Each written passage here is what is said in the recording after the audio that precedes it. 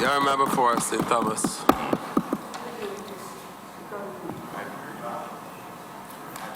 Mr. Speaker, I sat and I listened with rapt attention to some of the presentations by other honorable members on the other side.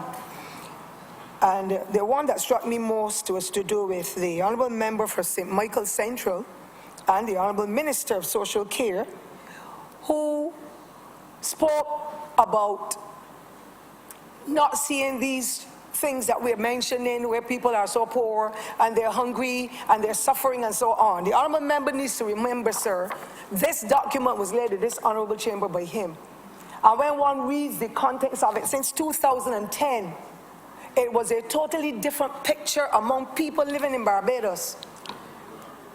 Between 2008 and then 2010, people's standard of living had dropped to a level. And the honorable member knows it because he is the social care minister. And I will not criticize him because I find that he is more amenable to want to listen and to want to assist because he, in his heart, understands what's happening with the plight of the people. But I believe publicly he doesn't want to say because he doesn't want to be pilloried by his honorable friends on the other side. Mr. Speaker, I also want to remind honorable members in this chamber that Barbados signed on to the Millennium Development Goals, and I really want to emphasize two. The first one, to eradicate extreme poverty, and the seventh one, to ensure environmental sustainability. And that this should have been achieved by 2015. We know we had made some strides in education and health and in other areas. But these two, for me, Mr. Speaker, are so far away from us achieving them, having to achieve them by 2015, last year. I want, sir, to indicate how indeed happy I was yesterday to have listened to the discourse from the Honorable Leader of the Opposition, my leader in the Barbados Labour Party, and indeed the member for St. Michael North East. I believe, and so does the public, Mr. Speaker, that she was her brilliant self, well-researched, and the public receiving the messages because they are out there feeling them and reeling under the pressure that has been imposed by this government over the last 8 years. I have tremendous difficulty, Mr. Speaker, in understanding what the Democratic Labour Party does if they do not walk about. Because the Rubbing Shoulders Project and all the other things that the Labour Party do in canvassing, reaching out to people, attending situations where they have their problems, their challenges, house fires, slippages, damage to roads, tree falling in houses and so we hear their plight. If you step in the church, Mr. Speaker, people pull you back. I hope to go to a funeral in another few minutes, sir, and I know I'm not going to be able to get away in the way I would like. Because everybody says, when will we get ease? We are not coping. Our houses are up for sale. And you can see it, Mr. Speaker, every Sunday, every day in the newspaper, but particularly on a Sunday, it is even more than a page of houses up for sale for persons who have lost their work or have fallen ill and can no longer pay their bills. And so I wonder where the Democratic Labour Party members who sit in this honourable chamber see, or where they go, that they do not see and feel what is going on. I read the section again, and I've been reading it for a while, of the Democratic Labour Party manifesto of 2008. And of course it speaks about the dream of Barbadians, and they're wanting to earn a piece of the rock, which is everybody's desire, Mr. Speaker. And I cringed when I heard the Honourable Minister for Housing and Lands, the member for St. Lucie, 2 weeks ago on the radio speak about overseas investors looking at the Llewellyn School to purchase. We have so many challenges in Barbados, and there are so many recommendations for the use of that facility and others. And we hear Barbadians want, the member for St. Peter wanted to sell off everything to foreign investors. I would like to know about that. But you know what has me most concerned, Mr. Speaker? Night before, I passed up Greenwich Village, coming from St. James with my granddaughter who is qualified to work with certificates, whose only form of employment today, Mr. Speaker, is to sell ice cream in a parlor because there's no avenue in this Barbados. And there's so many others who have their masters and their doctorates. They're sending CVs by the 4s and 5s. They can find no work in Barbados. Where is the hope for young people? But I told her, go and sell the ice cream. Because when you get the money in your hand, it will not have on sugar or cream or corn. It will have on the heads of former leaders of this country and distinguished pioneers in our history. But when I was on the way through Greenwich Village and I got to the junction to Lancaster, I saw a sign, Mr. Speaker, that almost took my heart apart. Because the impression I got, and perhaps the member for St. George, South North, may be able to tell me what the concept was for that area when we acquired that land at Lancaster. Because I thought it was for housing. Almost every day when we have our constituency clinics, wherever we go, people say, I have applied to get a spot. And I support the honourable member for St. Lucie in that respect, that people want to build their own houses sometimes because they can build for the back and come forward and the whole community spirit can make a difference. A big business person, Mr. Speaker, entity, let me say, not a person, that has sold a property on Old Town for millions of dollars, has now got the opportunity through this government to set up a commercial entity on the same area where the Lancaster people have got the houses, nearest to where the school me center is. And I am not knocking big business. I am not knocking business, Mr. Speaker. But for me, those spots could have been communities where people who applied and those who have the funding and those who can have access to it because of security of tenure would have been able to perhaps buy another 25 more spots there. But I hurt even now, Mr. Speaker, when I see that development. But the honourable member for St. Lucie can't even say a word either, because when he sold St. Elmo's for down in the garden by the St. Francis of Assisi land, he sold it for millions too. And comes in here to criticize the things that the Labour Party puts forward that make sense and touch lives and turn them around. And I hurt, Mr. Speaker, because I see houses in Lancaster, the new Lancaster, where they have been built so in such a small size that you pass down there anytime, Mr. Speaker, if you can, or when you do, and you will see houses with washing machines and dryers on the outside. If those houses, sir, were given a couple more square feet, those persons would have been able to have their washing machines and so on the inside, because we know what the sea spurs will do in impacting on the material. And to give away or to sell or to lease. Yes, I remember. On the point of order, the honourable member is misleading the House, because what the honourable member is not telling the House, that there are also persons who have built on those houses. Is this with respect to something that transpired while you were in the House? Yes, please. Just a minute ago? Just as the member was just about to say, the member was speaking about it. Let's hear it, let's hear it. And if I were not in the House, I could not have heard, sir. Let's hear it. Because it was something that transpired while you were outside, I'm not going to allow it. You couldn't No, I possibly can appreciate that, sir. But But the mere fact that I'm speaking Thanks. to it meant that I heard it, sir. Let's hear it.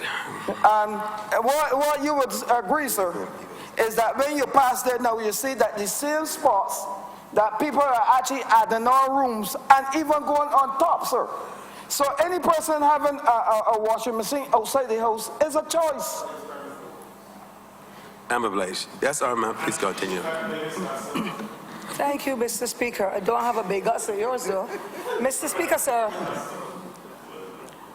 on the eve of our 50th anniversary of independence, and I'm not an independence baby at all, I'm so much older. The Honourable Prime Minister perhaps may have a few months on me. But on the eve of the 50th anniversary celebrations of independence, I, like many thousands of Barbadians, Mr. Speaker, am saddened at the state of the affairs of Barbados under the Democratic Labour Party. And I know that the vision that the right excellent former leader of the Democratic Labour Party had for Barbados, he would have never, may the Lord bless him wherever he is, he would have never wanted to see Barbados at the level it is at today under persons who should have been emulating him and looking at the ideology and the philosophy of the Democratic Labour Party to bring people along, to handhold them, to lift them up and empower them. He would have been dismissive of the actions of this Democratic Labour Party. Because in the 2008 manifesto, we read at page 4 about 300 years of injustice. The DLP pledged to create a Barbados that is just in freedom, just in the sight of the law, just in equal opportunity, just in social relations. I cannot say, sir, that we have achieved these at all under this Democratic Labour Party. For this government, for the last 8.5 years, have pressed Barbadians to the bone with the draconian measures they have introduced in this country that have people who had their pride and their joy and their interest in wanting to work and to work honestly to achieve and not get handouts. People have been reduced in large numbers to become mendicant under this Democratic Labour Party. But we must not forget, sir, that a Democratic Labour Party of a previous time would have indicated that a manifesto is not a social contract.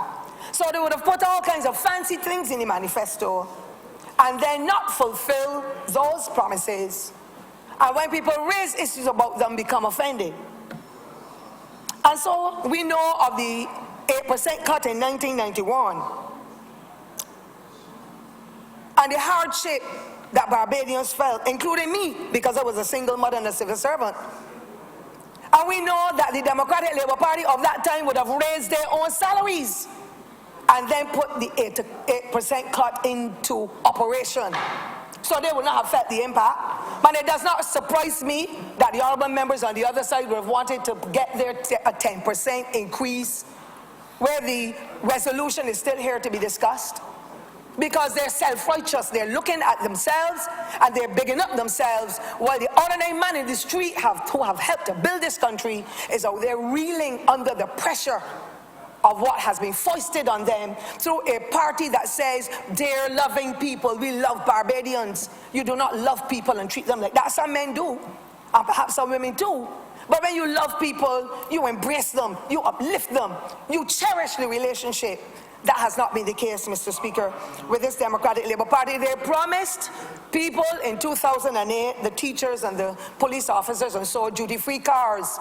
I know of a member on the Democratic Labour Party side, Mr. Speaker, prominent, and he behaves very badly all over the place, whose sister came in here 3 years ago and bought a duty-free car for him and left a few days later. He boasted about it. I thought that duty-free cars were for a special entity of individuals. A Suzuki Jeep. How can that happen when we are talking about fairness, conforming with the law, doing what is right in the eyes of the public, because we cannot be lawmakers and lawbreakers too. But it doesn't end there, because if we want to talk about integrity, or we want to talk about conforming with the law, another member of the Democratic Labour Party side who is not here had not filed income tax for 5 consecutive years and saying, oh, somebody else had my ID number. We're breaching the law. That's why a lot of people can't get back their income tax returns, because people who can do better have not been conforming with the law. And if the others on this side, Mr. Speaker, ever get caught up in anything negative, I shall condemn them in the same way, because I am consistent with anything I say or anything I do. And I challenge my constituents. I thank them for the privilege to be here to represent their interests, but I challenge my constituents. Anytime you hear that I receive a vehicle from any business person, or I receive money from any individual or corporation or institution, take me and shoot me. I have advised them that because I believe in integrity and conforming to standards, because at the end of the day, politicians are seen as the upstanding leaders in any society, and the young people and the older ones will want to love and to emulate them when they do good. I have a difficulty with a lot of what I hear and see that is only lip service, because it is saying, do as I say, but not as I do. I have worked with children too many years, Mr. Speaker, not to know what is right and what is wrong, and to follow the straight and narrow. I will not tell you we wouldn't make mistakes, we're human beings. But I have a tremendous difficulty in hearing some of the things the comments that came from the other side over the last 2 days to indicate to us that the Labour Party is the scum of the earth. I have a difficulty with that, because we in this Labour Party would have served this country 24 of the 50 years of celebration of independence, and we lived up to the standards between 1994 and 2008. The Barbados Labour Party lifted the people of Barbados and the economy to a level that we have reached the stage of a developed country. The policies and the programs that were, the honourable leader for St. Peter, the honourable member for St. Peter was the leader, but he had a group of individuals surrounding him who had the vision, who understood what it was like to empower people, and who had the common touch to be able to embrace and to touch them. And it is still going on, despite the fact that the honourable leader has gone his way. We are only here today, Mr. Speaker, and gone tomorrow. But when people do good, we will praise them. When they do things that are not good, we will criticize them as we so desire. Mr. Speaker, I don't want to deal with the honourable member for St. Lucie, Mr. Speaker, in the light that I want to touch some of the things on the budget. But if the honourable member for St. Lucie wants to really hear what is happening, he must tell the public of Barbados, sir, that the Rural Development Commission owes the Light and Power $300,000 for the Rural Electrification Board. If it is paid, sir, he can get up and say so now. And I will say, sir, the honourable member for St. Lucie, sir, would not fix roads in rural Barbados unless there is St. Lucie. The bulk of the few street lights that have been put up, sir, have gone down to St. Lucie. It is selfishness, Mr. Speaker. Rural Barbados is big, and I believe that we should continue to share. When the Barbados Labour Party was the government, it shared the resources. The policies and programs stretched far and wide. There was not that kind of segregation and that lack of equity that we see today. Mr. Speaker, sir, the honourable member of St. Lucie should tell the people of Barbados, if Rockhampton Road has been paved, it only needed the bitumen, or the hot mix you call it, in order for that road to be finished, with hundreds of residents in Rockhampton Road, Jackson, St. Michael. I will take my seat, Mr. Speaker. But the honourable member has come back in here to criticize. He has not disputed that he sold St. Elmo's for millions, but he comes to criticize what I have said. I have no problem with that. But Mr. Speaker, let me get to the elderly and the budget. Because I know, sir, that the elderly would have been offered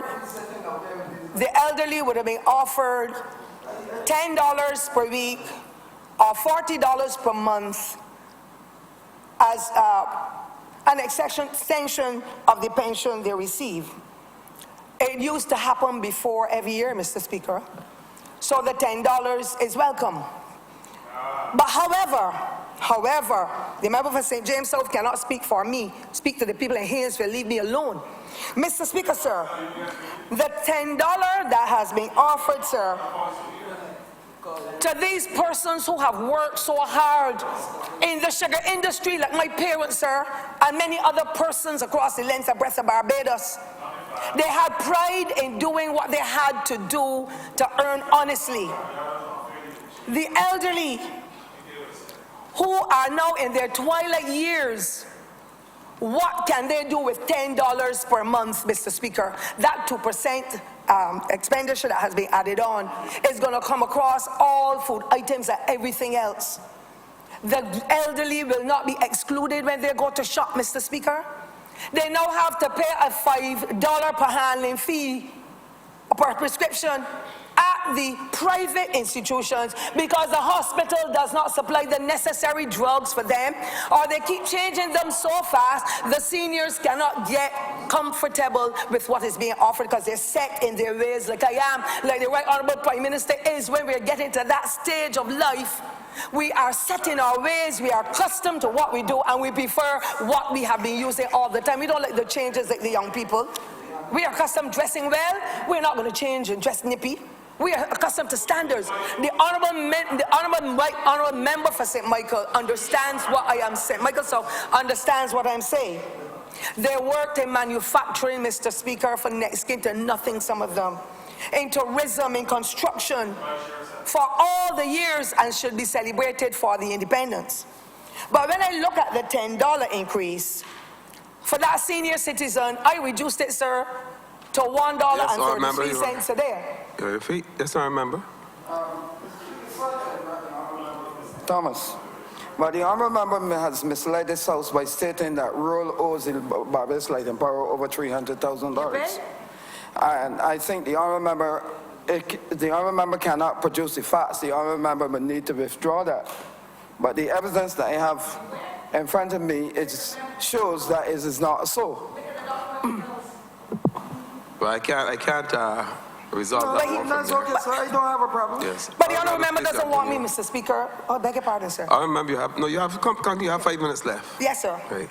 Mr. Speaker, I'm not even going to dwell on this Strouds Bay Road that is $100,000, and the wall house that has gone with the cost overrun and so under the honourable members. But let me, sir, get to say that I believe that the $10 would still buy 2 carrots, a cucumber, an orange, and possibly 2 plantains. By the time that 2% that the imports is put on, it will create some big problems. Mr. Speaker, I also want to say, sir, that the folks out there in Barbados are saying, why could we, the contributory pensioners, get a little something too? Because the government took away from some of us the second pension that we received, so we are now in a tizzy when it comes to paying our land tax bill, paying our house insurance and so on. But we would like to be recognized because they say we have contributed to the government's purse. I am happy that the non-contributory pensioners are getting something because some of them would have worked in the homes and so where they live to help out. But the contributory pensioners want to know what they will get. I want to know why the government did not include some zero-rated goods, again, in the basket of goods to be able to ease the plight of people. I witnessed parents, Mr. Speaker, all over Bridgetown, shopping for books, shopping for school clothes. Many of them are getting help from agencies because a lot of good agencies have come on board acknowledging the challenges. And we have Barbadian parents who will still take used clothing for their children because the situation is so dire under this clueless, visionless government. And therefore, Mr. Speaker, they're all over town buying. I want to ask and to suggest that it would have been a wonderful thing if textbooks were offered to the children at primary level, because when they do not have the books, they are ignored in some classrooms. We are grappling with a lot of challenges with our children at that level who are unable to read and write well and so on. And I believe that if the secondary children are having textbooks, the primary children could at this time with all of these challenges we are having. And when you look at it, some of the books are not even written in, but they're sent home. And parents are spending $250 and so on each child at this time of the year to get them into school. I thought, Mr. Speaker, that with the challenges with water woes, that the Honourable Minister of Finance would have at least put in some kind of concession for the people in Barbados who have to buy a water tank and a water pump to be able to get water. The standpipes, the Honourable Minister of Health needs to know this, the standpipes and the few that are still in existence in St. Thomas and the North are in poor, unhealthy state, unsanitary. If the Honourable Minister had put in water tanks, we, the people of the North, would have been happy to get those incentives that we could outfit our properties. Because Christmas Day, no water. Easter Day, no water. Valentine's Day, no water. Father's and Mother's Day, no water, Mr. Speaker. Even Kaduma Day, no water. Emancipation Day, no water, Mr. Speaker. Where are we going? And you cannot get a proper word out of the people at the water authority as regards what is happening. I have constituents who came to my door yesterday morning and said the water I caught in my pipe this morning in Welshmore Hall had salt in it. It tasted salty, let me say it that way. Some others said, I wash my clothes in the machine, the water is dirty every day. They can't buy a filter because they lost their work under this government, some of them. Some of them are outside in the yard cooking, Mr. Speaker. I speak to you from my heart with truth. And I am hurting because too many Barbadians are left suffering, and this Democratic Labour Party seems to feel happy that people congregate by the Cenotaph and Heroes Square of all places to receive food on evenings. They're not doing it because they want to, they're doing it because they have to, Mr. Speaker. And finally, sir, the debushing programs, I thank the Honourable Minister for bringing it. All I want to caution the Democratic Labour Party is do not let it now be for friends and families alone. The nepotism in the Democratic Labour Party is too rife. I want, Mr. Speaker, sir, to recommend that those people from Beautify Barbados, NCC, the drainage unit and other agencies who know how to do it, who are suffering now because they're not getting any money, be given the first option to assist in cleaning up Barbados. The place is dirty. Barbados is dirty, Mr. Speaker, and St. Thomas in particular. They're dumping illegally the grass all over the place when we were told by the Democratic Labour Party drainage will be flooding will be a thing of the past. Develop a unit and then the unit got crashed. Nothing happening. The roads in Barbados, Mr. Minister of Transport, are to the worst level. Have you, sir, through the Honourable Speaker, found that bobcat that was stolen from Chance Hall? That is where the government's money is going. Mr. Speaker, sir. Mr. Speaker, sir, to the Honourable Member and Minister of Education, where are the $16,000 that were written in the check by a member of staff for chickens for the canteen at the Ministry of Education? I'm saying all of this to say... Honourable Member, please wind up. Please. Yes, sir, we are in this dire state today, Mr. Speaker, because the management coming through from the Democratic Labour Party is lacking, governance is poor, but when we study, we would like for the people of Barbados to get a better deal because they are reeling under the pressure, and they really need for the Honourable Member for St. John, who was the person identified for the National Exercise Program, to help them out so they can eat a better meal, they can exercise, and at least minimize the contracting of the communicable diseases that many of us are suffering. Mr. Speaker, I wish to thank you, sir, and trust that the few comments made will be adhered to in some way, that we can get a measure of comfort as the people of Barbados to be able to make a change in the way the governance of the Democratic Labour Party is going, and for the Right Honourable Prime Minister to take the lead as leader and control his ministers, who seem to be loose cannons when it comes to the management of the financial affairs of their ministries. I thank you, sir.